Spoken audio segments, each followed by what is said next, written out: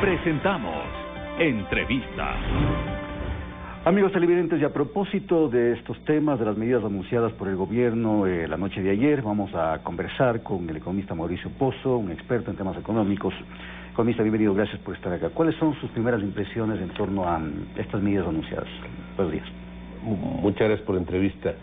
Creo que el saldo es favorable, Fernando. Yo creo que el país no podía seguir como estaba. Son decisiones que debieron, por cierto, adoptarse hace bastante tiempo atrás, y había un problema fiscal significativo, así como cierto tipo de decisiones cualitativas, como es un cambio de ley, que también estaba en agenda, inclusive era parte de un acuerdo internacional, así que tenían que tomarse las decisiones.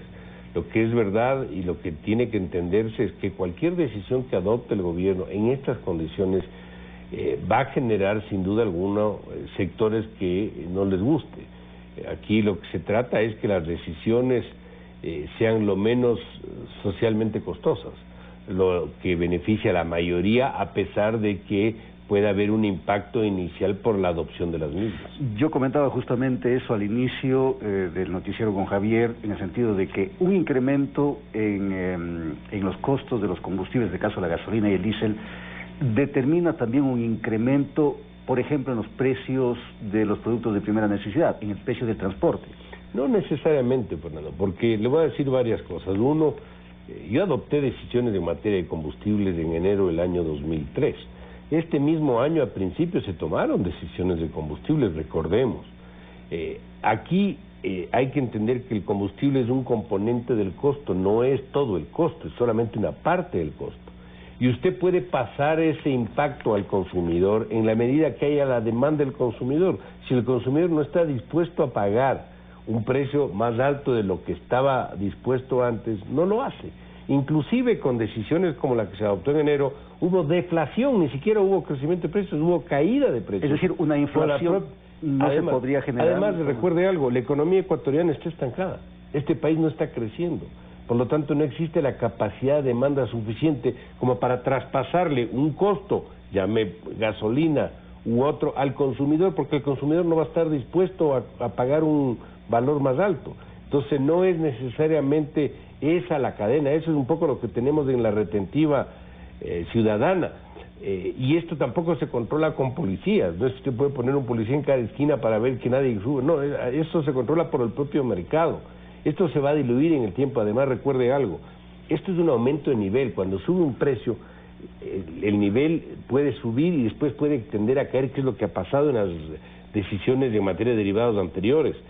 Para que esto se convierta en un problema inflacionario, tiene que mantenerse en el tiempo. Pero para que haya inflación, usted tiene que tener demanda. ¿Qué demanda tiene ahorita que un país tiene una tasa de crecimiento económico cercana a cero? O sea, lo que usted dice es que estas medidas en el tema específico de los combustibles primero no van a producir una inflación, por un lado, y por otro, no van a afectar el bolsillo de los ecuatorianos, no necesariamente por la razón que le acabo de citar. Lo que sí puede pasar es que el margen de rentabilidad de algunos actores que participan en el proceso de la distribución del derivado o que no pueden traspasar, se les vea reducido su margen. Pero de ahí a que esto va a generar un gran impacto en la ciudadanía, no. Además, recuerde algo, este es un precio subsidiado. De manera directa, ¿quién se beneficia de un valor barato de la gasolina? Bueno, esto se tenía que hacer, se tenía que eliminar el tema. Entonces, como le decía al principio, usted tiene que poner en una balanza. Esto es menos malo, pongámoslo así, que subir el IVA. Mi lectura es que sí. Yo prefiero esto porque esto tiene menos impacto recesivo, afecta a un sector menos general, menos transversal, y es un componente que no es general. El IVA es algo transversal para toda la economía. Todo el mundo paga IVA. Lo único que está exento es la canasta básica. Y paga IVA el pobre y el rico, no hay proceso discriminatorio. ¿Quién le cuesta más el galón de diésel o de gasolina? El que tiene vehículo, pues. Yo tengo un vehículo a diésel, Fernando. Yo no tengo por qué recibir un subsidio del Estado. Pero bueno, lo tiene... Y ese dólar que me regalan a mí por galón, por ejemplo, es un dólar menos para la gente que necesita. Claro, pero lo tiene una persona de clase, diríamos, económicamente pudiente, como lo tiene también el emprendedor, lo tiene el trabajador, el que usa su camioneta para trabajar. Así es, pero ese trabajador se va a ver mucho más complicado porque por ejemplo, ese trabajador busca financiamiento para expandir su negocio. Y ese financiamiento no va a venir en una economía que no tiene los niveles de ordenamiento necesarios porque la restricción de liquidez va a ser mayor, en cuyo caso, por tratar de beneficiarle porque no sube la gasolina, le va a perjudicar porque no va a tener acceso al crédito, o no va a tener demanda porque la gente no va a tener capacidad de consumo. Ahora, ¿a dónde va este dinero? Porque bueno, el gobierno ha dicho con esto vamos a promover el tema de lo social, de la salud, etcétera, etcétera. ¿A dónde va este dinero? Bueno, va para llenar las cuentas hay un fiscales? anuncio público de cuáles son los sectores que van a recibir el beneficio de esto, pero en la práctica recuerde que hay decisiones que generan ingresos fiscales, como podría ser esto de los derivados, que por cierto no sabemos todavía hacia dónde van a llegar, porque habla de liberación. ¿Liberación qué quiere decir? ¿Que los precios solamente van a subir a un cierto nivel que no sabemos cuál va a ser? ¿O liberación quiere decir que el sector privado va a importar el derivado y ya no el gobierno, y ya no el Estado? No sabemos de eso. Hay que esperar una decisión más específica sobre ese tema. Pero lo que le decía, por un lado usted va a recibir recursos, pero por otro lado usted va a dejar de recibir porque se bajan los aranceles para la importación de ciertos productos, materias primas, bienes de capital, la importación de electrónicos, de artefactos de comunicación, el impuesto a la salida de divisas baja a la mitad para ciertos rubros, entonces ahí en cambio deja de recibir. Entonces hay que ver el neto, cuánto realmente representa, pero dadas las alternativas y las múltiples restricciones que existían, creo yo que el saldo favorable de las medidas adoptadas es positivo. Ahora, yo le decía, esto se tenía que tomar, esta medida debió adoptarse en determinado momento, quizá con más ambiente político en el pasado, pero bueno, se lo toma hoy. Pero si se quiere sincerar el asunto de los combustibles, ¿por qué no se toca el tema del gas? Es decir, un cilindro de gas a $1.60 lo paga el pobre como lo paga el rico. O sea, ahí hay una gran distorsión también. Es una gran distorsión, sin duda alguna, pero probablemente, y eso ya es especulación mía, veían que el tema político era demasiado sensible al tema del gas, no porque no sea un subsidio malo, porque es un subsidio malo por las razones que usted bien menciona, pero políticamente el costo de tomar la decisión probablemente era demasiado grande y por eso decidieron no tomar esa decisión y irse por el lado de las gasolinas, que por cierto le genera más ingresos al Estado y creo yo es menos complicado, sin decir que no sea complicado, es menos complicado que topar el precio del gas. Hablemos un poquito también de estas reformas laborales que obviamente tendrán que pasar por la Asamblea, porque aquí hay que distinguir el tema de los combustibles. Se la manejan directamente con un decreto ejecutivo, pero el tema de las reformas laborales tienen que pasar a la Asamblea Nacional. Y los aranceles también decreto ejecutivo, porque es del COMEX, no es de Asamblea.